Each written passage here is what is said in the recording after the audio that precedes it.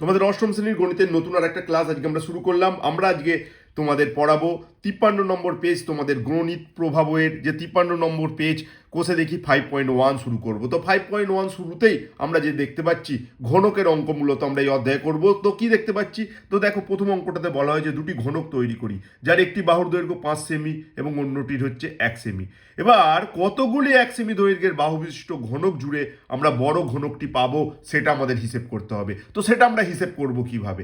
তো দেখো, দুটো ঘনক আমরা তৈরি করব। দেখো, এখানে আমরা দুটো ঘনকের ছবি দেখতে পাচ্ছি। একটা ঘনক আমরা এঁকেছি যার প্রত্যেকটা বাহুর দৈর্ঘ্য 1 সেমি, আর এখানে আরো একটা ঘনক আমরা দেখাচ্ছি যার প্রত্যেকটা বাহুর দৈর্ঘ্য 5 সেমি। তো দেখো, এই ঘনকটার প্রত্যেকটা বাহুর দৈর্ঘ্য 1 সেমি, মানে এই যে ঘনক আমরা দেখতে পাচ্ছি যার এটাকে বলা হয় আমরা দৈর্ঘ্য, এটাকে বলা হয় প্রস্থ, এটাকে বলা হয় উচ্চতা, এই তিনটেই হচ্ছে 1 সেমি। তাহলে এইরকম 1 সেমি বাহুযুক্ত ঘনক কতটা স্থান জুড়ে থাকবে সেটা আমাদের নির্ণয় করতে হবে, এবং তাকে বলা হয় তার আয়তন। তার আয়তন, এই যে ঘনকটা আমরা দেখতে পাচ্ছি যার প্রত্যেকটা বাহুর দৈর্ঘ্য 1 সেমি, তার আয়তন কত হবে সেটা আগে আমাদের নির্ণয় করতে হবে। তাহলে আমরা কি লিখে নেব? 1 সেমি বাহুযুক্ত ঘনকের আয়তন কি করে আসবে? তোমরা হচ্ছে ওর বাহুর যা দৈর্ঘ্য তার কিউব করে নেবে। আর যখন আয়তনের কথা আসবে, এইটা যদি সেমি থাকে এটা হয়ে যাবে কিন্তু ঘন সেমি আয়তনে। তার মানে এর আয়তন কত হবে? একের কিউব মানে কি? একের কিউব মানে 3 বার 1কে গুণ। তো 1কে যতবারই আমরা গুণ করি একই থাকবে, তার মানে এটা হলো 1 ঘন সেমি। এটা আগে তোমাকে বুঝে নিতে হবে। অর্থাৎ 1 ঘন সেমি বাহুযুক্ত কোনো ঘনকের আয়তন হয় 1 ঘন সেমি। অপর দিকে এখানে যখন তোমার ঘনকের বাহুর দৈর্ঘ্য 5 সেমি হবে, তখন তার আয়তন কত হবে? অর্থাৎ 5 সেমি যুক্ত ঘনকের 5 সেমি যুক্ত ঘনকের আয়তন, 5 সেমি বাহুযুক্ত লিখবে, 5 সেমি বাহুযুক্ত ঘনকের আয়তন কত হবে? তোমাদের তো বলেইছি যে কোনো ঘনকের আয়তন নির্ণয় করতে গেলে তার যা বাহুর দৈর্ঘ্য হবে তার কিউব করতে হবে। অর্থাৎ 5-এর কিউব করবে আর ঘন সেমি। তার মানে কি হবে? 5-এর কিউব ঘন সেমি মানে 3 বার 5-এর গুণ, 5 ইন্টু 5 ইন্টু 5, 5-এর কিউব মানে 3 বার 5কে গুণ করো, আর 5 5-এ 25, 25 5-এ 125, তার মানে 125 ঘন সেমি। তো দেখো, এই যে ঘনকটা যার বাহুর দৈর্ঘ্য 5 সেমি, সে যে স্থান জুড়ে থাকবে সেটা হচ্ছে 125 ঘন সেমি। আর 1 সেমি বাহুযুক্ত কোনো ঘনক যে স্থান জুড়ে থাকবে তার আয়তন বা সে যে স্থান জুড়ে থাকবে সেটা হচ্ছে 1 ঘন সেমি। তার মানে তোমার এর যে আয়তন, এরকম ছোট ছোট বক্স দিয়ে, যেটা কত বলো, ছোট ছোট বক্স মানে হচ্ছে যার আয়তন হবে 1 ঘন সেমি, এরকম ছোট ছোট বক্স বসিয়ে তোমাকে কি করতে হবে? এটা ফিল আপ করতে হবে। তার মানে আমরা কতগুলো করতে পারবো এইরকম? এর আয়তন 1 সেমি, এর আয়তন 125 ঘন সেমি, তার মানে এই রকম কটা জিনিস জুড়লে তবে এটা আমরা পাবো।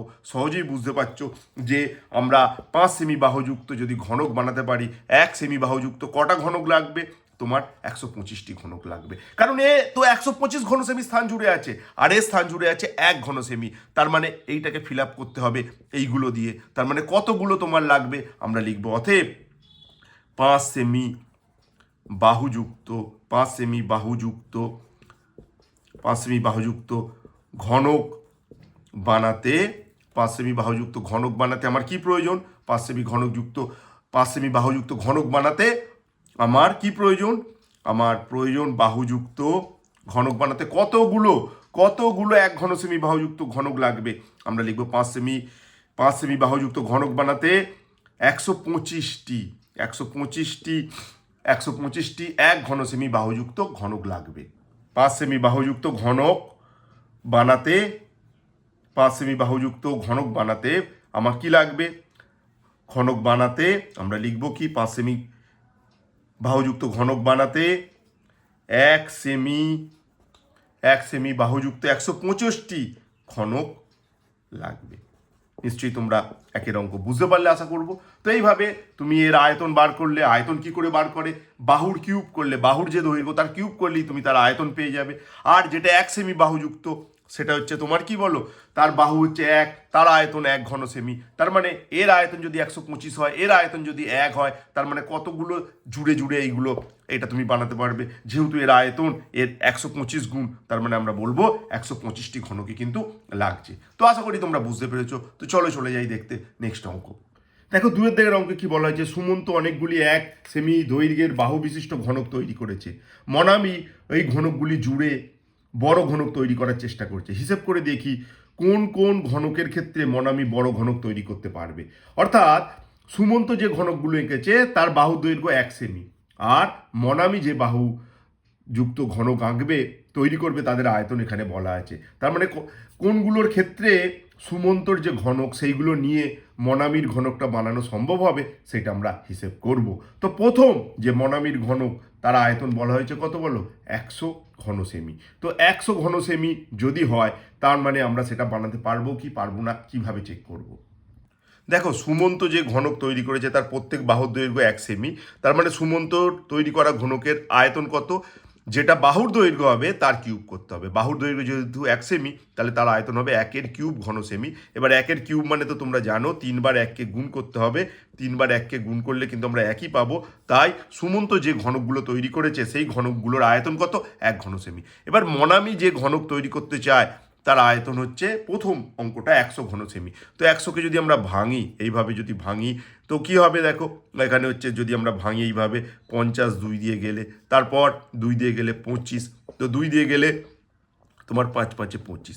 তার মানে 100কে যদি আমি ভাঙি দেখো এখানে 2 × 2 আর 5 × 5।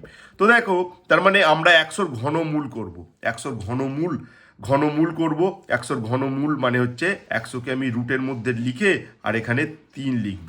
রুটের মধ্যে লিখে কি লিখব, আমি লিখব ঠিক এইভাবে লিখব, ঘনমূল লেখার চিহ্ন, এটাকে বলছি 100র ঘনমূল। এটাকে কি বলবো, এটা হলো 100র ঘনমূল, এটা 100র ঘনমূল। এই সাইনটার কথা ঠিক এইভাবে পড়বো। আর ঘনমূল মানে কি, ঘনমূল মানে হচ্ছে তোমাকে কি করতে হবে, 100র মধ্যে কটা 2 আছে, দুটো 2, আর এখানে এখানে 5 × 5, এখানে দুটো 5 আছে। তো এখানে আমরা ঘনমূল নির্ণয় করতে পারবো না। ঘনমূল নির্ণয় করতে পারবো তখনই যখন যে কোনো নাম্বার 3টে করে থাকবে। এখানে 2 দুটো আছে তো আমরা 2 কোনো পাবো না, 5 দুটো আছে কোনো পাবো না। যদি এখানে 2 দুটো থাকতো, দুটো থাকার বদলে যদি 3টে থাকতো তাহলে আমরা কিন্তু এই ঘনমূল করার পর একটা 2 পেতাম। যদি 3টে 5 থাকতো একটা পেতাম। তার মানে এই ঘনমূলটা কমপ্লিট করা আমাদের সম্ভব নয়। তার জন্য আমরা বলবো 100 কি নয়, পূর্ণ ঘন সংখ্যা নয়, পূর্ণ ঘন সংখ্যা নয়, কারণ এর ঘনমূল আমরা করতে পারছি না, তাই জন্য পূর্ণ ঘন সংখ্যা নয়। আর যখনই পূর্ণ ঘন সংখ্যা হবে না তখন কিন্তু এই যে 100 ঘন সেমি কোনো ঘনক বানানো যাবে না। তাই আমরা কি লিখব, আমরা লিখব এক্ষেত্রে ঘনক বানাতে পারবে না, এক্ষেত্রে মনামি ঘনক বানাতে পারবে না, এক্ষেত্রে মনামি ঘনক বানাতে পারবে না। এই কথা মনে রাখতে হবে, এক্ষেত্রে কিন্তু মনামি ঘনক বানাতে পারবে না। তো ঘনক কখন বানাতে পারবে, তো আমরা পরবর্তী অঙ্ক দেখি কি ব্যাপার। দেখো পরবর্তী যে নাম্বারটা দেওয়া রয়েছে 1000, তো 1000কে যদি বা হাজারকে যদি আমি ভাঙি 2 দিয়ে ভাঙলে কত হবে, 500। 2 দিয়ে ভাঙলে কি হবে, 250। 2 দিয়ে ভাঙলে কি হবে, 125। 2 দিয়ে ভাঙলে কি হবে, 5 দিয়ে, 2 দিয়ে তো আর ভাঙবে না, 5 দিয়ে ভাঙলে 25, আর এখানে হচ্ছে 5 5 25। এবার আমরা হাজারের ঘনমূল নির্ণয় করব। হাজারের ঘনমূল মানে তো তোমাদের বলেইছি যে ঘনমূল যার নির্ণয় করছি সেটাকে এই সাইনের মধ্যে বসাবো রুটের মতো, আর যেহেতু ঘনমূল এখানে 3 আসবে। তো হাজার মানে কি, 3টে 2 পাচ্ছি আমরা, দেখো 3টে 2 আর এখানে 3টে 5, টিপলেট বলা হয় একে, ত্রয়ী, এরকম ত্রয়ী পাচ্ছি আমরা। যদি ত্রয়ী পাই তার মানে ঘনমূল করার অর্থ হলো এখানে 3টা তো আছে, হাজারকে আমি এইভাবে লিখেছি ভেঙে, এখানে যেহেতু 3টে আছে, ত্রয়ী আছে, তাই ঘনমূল করার পর এই সাইনটা উঠে গিয়ে একটা 2 পাবো। আবার এই 5এরও ত্রয়ী আছে, তার জন্য একটা 5 পাবো। অর্থাৎ হাজারের ঘনমূল হচ্ছে 10। হাজারের ঘনমূল কত, 10। অর্থাৎ 3 বার 10কে গুণ করলে তুমি কি করতে পারবে, তুমি 1000 পাবে। তার মানে আমরা বলবো কি, হাজার একটি পূর্ণ ঘন সংখ্যা, হাজার হলো পূর্ণ ঘন সংখ্যা। তাই এক্ষেত্রে কি, তাই এক্ষেত্রে মনামি কি করতে পারবে, ঘনকটি বানাতে পারবে, মনামি ঘনক বানাতে পারবে। তাহলে যে সমস্ত সংখ্যা পূর্ণ ঘন হবে তাদের ক্ষেত্রে ঘনক বানানো সম্ভব, আর যাদের ক্ষেত্রে পূর্ণ ঘন হবে না তাদের ক্ষেত্রে কিন্তু ঘনক বানানো সম্ভব নয়। এই কথা তোমাদের মনে রাখতে হবে। আমরা নেক্সট অঙ্কটা দেখব। নেক্সট অঙ্ক তোমার রয়েছে কি 1331। তো 1331 পূর্ণ ঘন কি পূর্ণ ঘন নয় এটা আমাদের বুঝে নিতে হবে। আর বুঝে নেবার উপায় কি? বুঝে নেবার উপায় তাকে আমরা এইভাবে আমরা কি করব, উৎপাদকে ভেঙে নেব। আর উৎপাদকে ভেঙে নিয়ে দেখব নাম্বারটা পূর্ণ ঘন কি পূর্ণ ঘন নয়। পূর্ণ ঘন যদি হয় তাহলে ঘনক বানানো যাবে, আর পূর্ণ ঘন না হলে ঘনক বানানো যাবে না।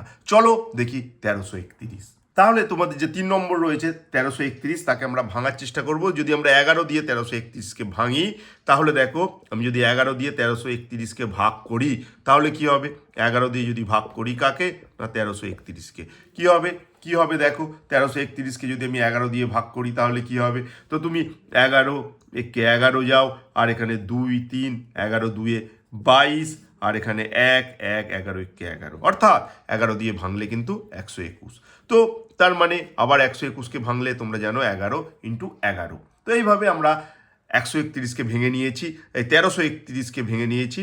তোমার 1331-এর ঘনমূল আমরা নির্ণয় করব। এবার এর ঘনমূল, যার ঘনমূল নির্ণয় করব তোমাদের তো বলেইছি, সে হচ্ছে, তাকে আমরা এইভাবে চিহ্ন দিয়ে লিখতে পারি। তো এইভাবে চিহ্ন দিয়ে লিখে নেব।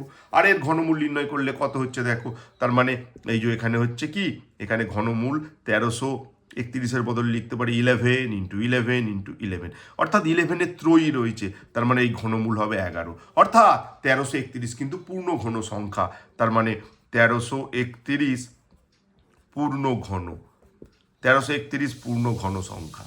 আর যদি এরকম পূর্ণ ঘন সংখ্যা হয় তাহলে এই যে 1 ঘন সেমি কিউব দিয়ে কিন্তু এই ঘনকটা বানানো যাবে। তার মানে আমরা কি বলবো, এক্ষেত্রে মনামি কি করতে পারবে, এখানে এই ক্ষেত্রে বা এখানে মনামি কি করতে পারবে, মনামি ঘনকটি বানাতে পারবে।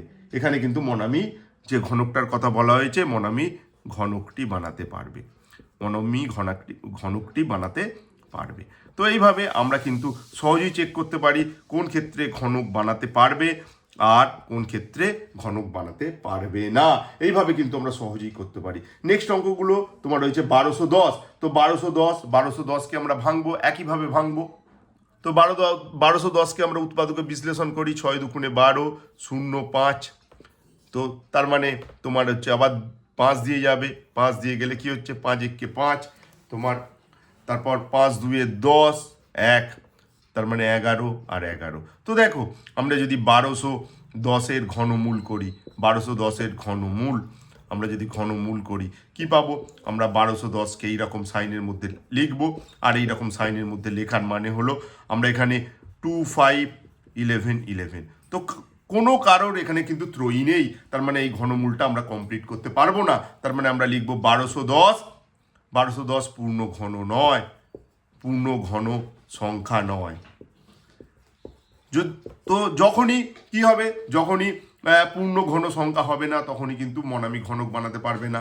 অতএব মনামি এই ক্ষেত্রে ঘনক বানাতে কিন্তু পারবে না, ঘনক বানাতে পারবে না। তো ঘনক বানাতে পারবে না, নিশ্চয়ই বুঝতে পারছো। তো ঘনক বানাতে যদি না পারে তাহলে কি হবে, পারবে না। তো ঘনক বানাতে যদি না পারে কিভাবে আমরা চেক করছি, নিশ্চয়ই সহজে বুঝতে পারছো। তোমার এখানে আর যে দুটো নাম্বার রয়েছে সেই দুটো নাম্বারকে তোমরা ঠিক একইভাবে চেক করো, আর চেক করে সিদ্ধান্ত নাও ঘনক বানানো সম্ভব কি ঘনক বানানো সম্ভব নয়। তো চলো পরের পর্বে আবার তোমাদের সাথে দেখা হবে নতুন অঙ্ক নিয়ে। অঙ্কগুলো তোমরা বুঝতে পারলে কি আমাকে জানিও, না যদি বুঝতে পারো তো কমেন্ট করো তোমরা। তো আমি চেষ্টা করবো পরবর্তীতে সেইভাবে শেখানো। ধন্যবাদ জানিয়ে আজকের পর্ব শেষ করলাম।